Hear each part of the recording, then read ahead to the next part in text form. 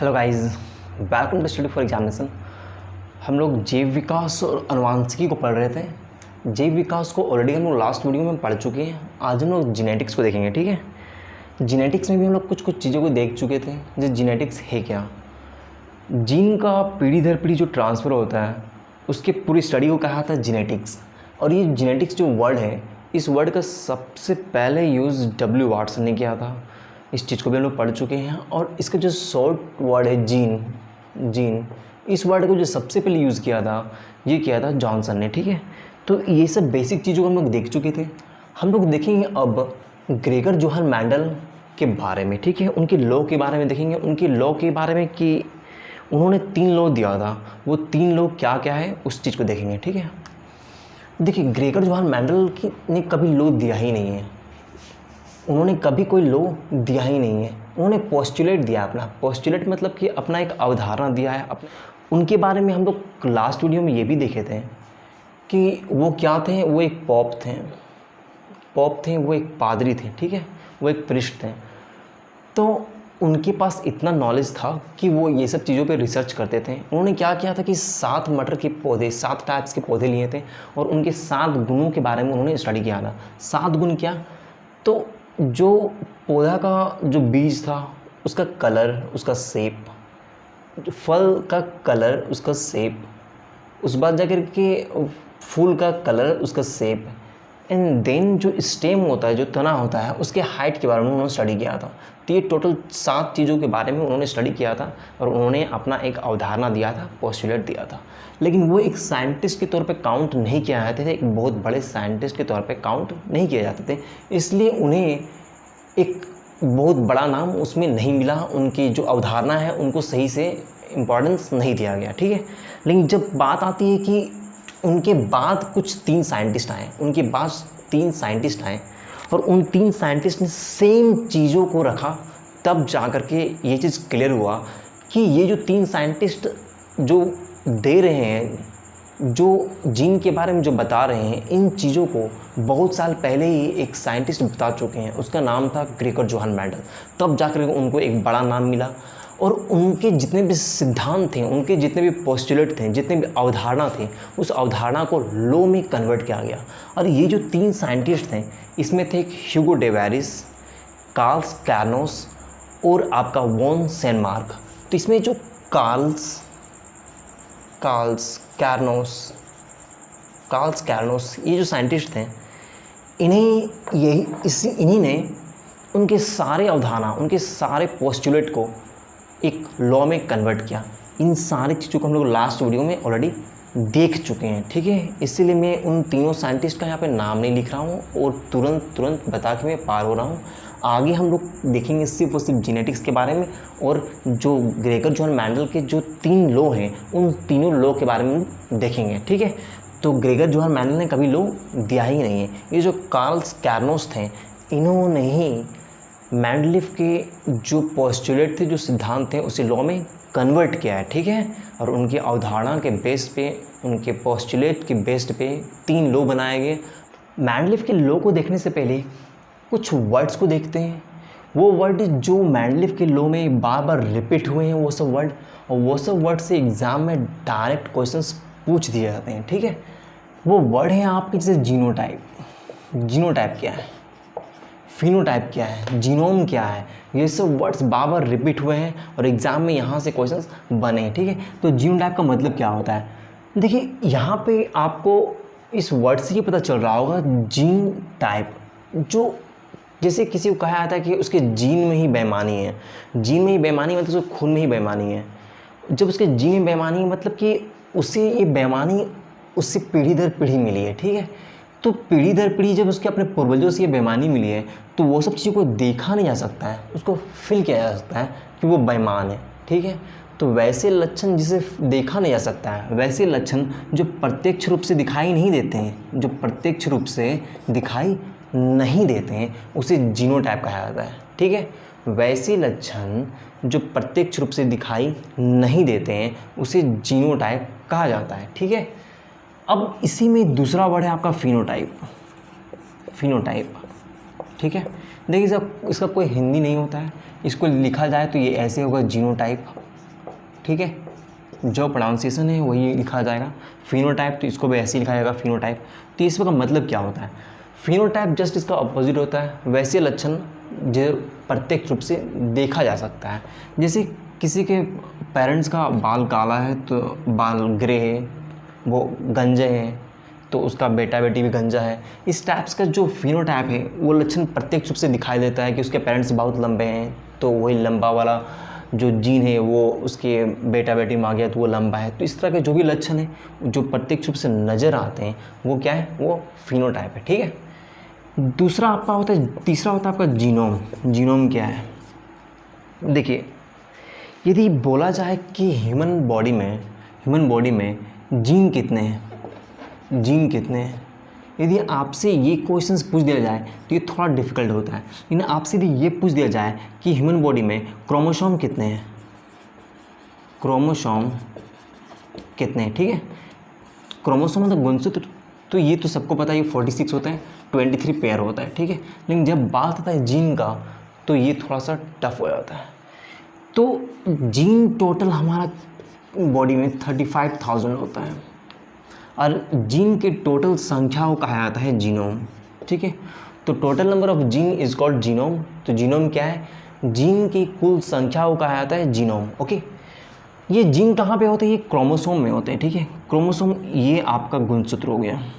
ठीक है, तो इसके ऊपर ही यहाँ पे क्या क्या होते हैं? जीन होते हैं। ठीक है, ये कभी कभी क्या होते हैं कि एक दूसरे के काफ़ी करीब होते हैं, ये नहीं तो हमेशा दूर दूर ही होते हैं। ठीक है, तो ये जीन है, तो जीनों की कुल संख्या क्या कहा जाता है? जीनोम कहा जाता है। ओके, आगे देखते हैं। नेक्स्ट वर्ड है आपका एलील। ओके, क्या है? एलील।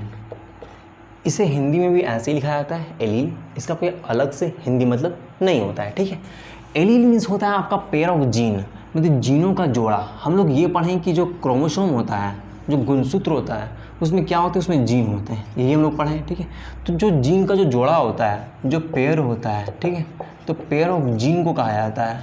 ठीक है, जीन के जोड़े को कहा जाता है एलील। तो pair of gene is called allele. Okay, यहाँ तक समझ में आ गया हो कि जीन के जोड़े को कहा जाता है एलील। आगे देखते कुछ और वर्ड। होमोजाइनस। होमोजाइनस ये क्या होता है? होमोजाइनस यदि इस वर्ड को आप ध्यान से देखें तो आपको यहाँ दिख रहा होगा कि यहाँ पे एक प्रीफिक्स लगा हुआ है। प्रीफिक्स कहा जाता है वैसे वर्ड जो किसी वर्ड के आगे लगा हुआ रहता है। होमो यहाँ पे एक अलग वर्ड है, होमो यहाँ पे एक अलग वर्ड है जो किसी वर्ड के आगे लगा हुआ है, तो ये एक तरह का प्रीफिक्स है। तो होमो मीन्स होता है सजातीय। तो जो सजातीय जीन होंगे, जब पेयर है तो 2 जीन होगा, जब 2 जीन है तो दोनों जीन यदि समान एक प्रकार का होगा तो उसे होमोजाइनस कहेंगे। ठीक है, मान लीजिए कोई एक जीन है जो लंबा लक्षण रखता है, लंबे कैटेगरी का। जीन में क्या होता है? जो लक्षण होते हैं पेरेंट्स के लक्षण होते हैं, जो पूर्वजों के लक्षण होते हैं, पीढ़ी दर पीढ़ी जो चले आते हैं वो लक्षण होते हैं। तो जो लंबा लक्षण रखता है उसको कैपिटल टी से इंडिकेट कर रहे हैं। अब मान लीजिए कोई बोना टाइप का लक्षण जो कम लंबा होता है, ठीक है, तो उसे छोटा टी से इंडिकेट करते हैं। तो ये दोनों क्या है? अलग अलग है, लेकिन यहाँ पे होमोजाइनस बोला है, मतलब दोनों समान टाइप्स के गुण रखते हो। Capital T, small T. ठीक है, तो ये आपका क्या हो गया? होमोजाइनस हो गया। तो जहाँ पर एक प्रकार के जीन के पेयर हो, जहाँ पे क्या हो? एक प्रकार के जीन के पेयर हो, जीन के जोड़ा हो, उसे होमोजाइनस कहेंगे। ठीक है, जैसे यहाँ पे टी है, यहाँ पे स्मॉल टी है। जस्ट इसका उल्टा होता है हेट्रोजाइनस। ठीक है, यहाँ देखो तो हेट्रो भी एक तरह का प्रीफिक्स है। ठीक है, सफिक्स पीछे लगता है, प्रीफिक्स आगे लगता है। यहाँ पे ये जो हेट्रो है इसका मतलब होता है विभिन्न। तो जो भिन्न टाइप्स के जो जीन्स होंगे, ठीक है, एक प्रकार के नहीं होंगे, जो भिन्न प्रकार के होंगे। जैसे एक तरह का बड़ा लक्षण रखने वाला जीन होगा और एक आपका छोटा बोना टाइप्स का होगा, तो ये हो गया आपका हेट्रोजाइनस। ठीक है, तो यहाँ तक और कुछ वर्ड है जैसे हाइब्रिड किसे कहा जाता है?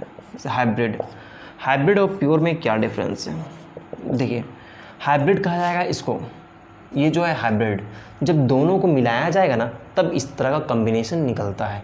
जब 2 गुणसूत्र को इस तरीके से मिलाया जाएगा तो इस तरह का कॉम्बिनेशन निकलता है। ये आपका प्योर नहीं है, ये क्या है? संकर इसको कहा जाता है, इसको कहा जाता है संकर। ठीक है, लेकिन जो प्योर है उसमें ये होता है। देखिए यहाँ पे दोनों क्या है, लंबाई है, इसमें कोई मिक्सअप नहीं है, इसमें कोई मिक्स नहीं है, ठीक है, इसमें कोई मिक्स नहीं है। तो ये होगा प्योर, ये होगा संकर। ये जितने वर्ड हो सकते थे, बन सकते थे, उन सारे वर्ड्स को हम लोग देख लिए। अब हम लोग चलते हैं लॉ की ओर। नंबर 2 को देखेंगे कि मेंडल के सेकंड नियम क्या था। मेंडल का सेकंड नियम था पृथक्करण का नियम, जिसे कहा था लॉ ऑफ सेग्रीगेशन। पृथक्करण का नियम यहाँ पे नाम से ही चल रहा है, पृथक्करण मतलब अलग अलग करना। तो किस चीज़ का अलग अलग करना, तो अलग अलग करना। देखिए यहाँ पे हम लोग जब इससे पहले वाला जो रूल्स पढ़े उसमें हम लोग देखें कि दो प्योर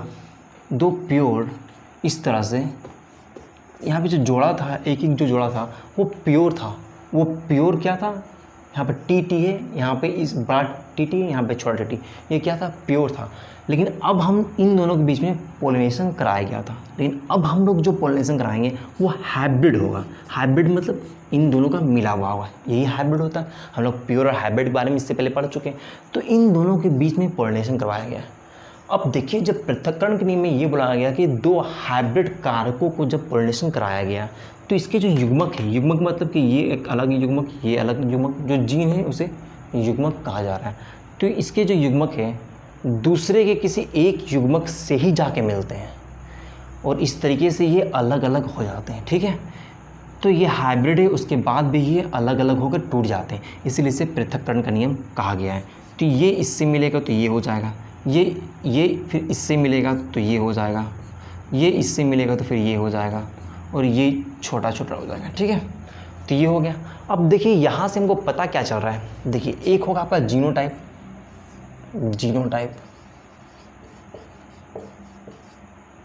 और एक हम लोग क्या पढ़े थे, फिनोटाइप, यही पढ़े थे, फिनोटाइप।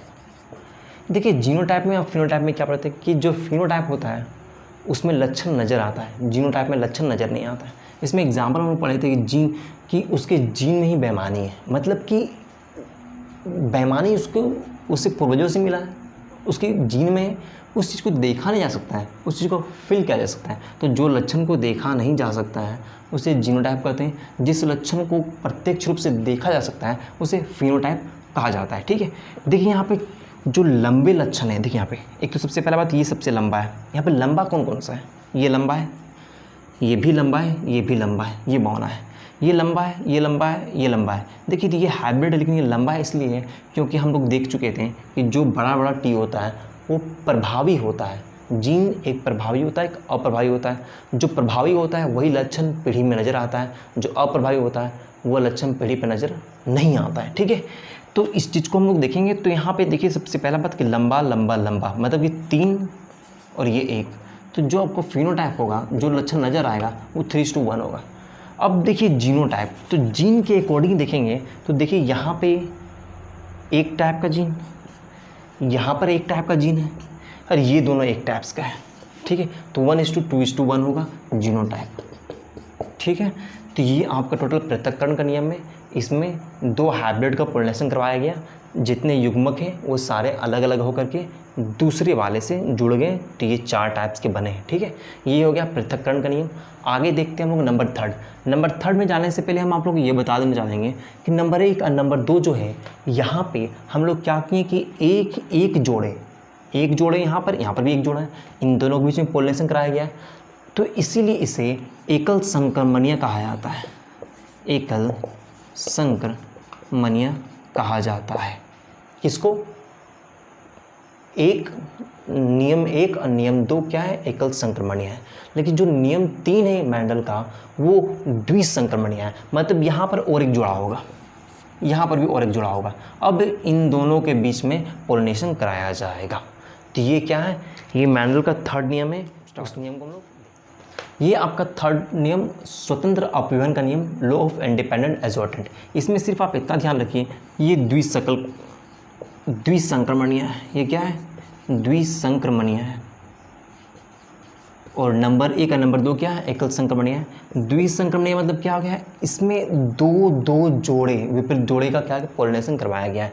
जैसे कि आपका capital RR and small RR, ठीक है, capital YY and small YY, capital YY and small YY। ये आपका गोल पीला किसी भी पौधे की कुछ चीज़ों का गुण ले लिया गया है, ठीक है। गोल पीला, ये वाई को इंडिकेट किया गया है झुर्रीदार,